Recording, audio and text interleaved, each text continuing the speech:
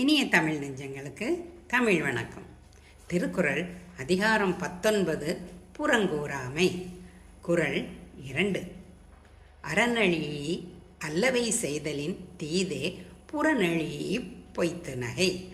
அறத்தை அழித்து பேசி அறமல்லாதவைகளை செய்வதை விட ஒருவன் இல்லாத இடத்தில் அவனை பழித்து பேசி நேரில் பொய்யாக முகமலர்ந்து பேசுதல் தீமையாகும்.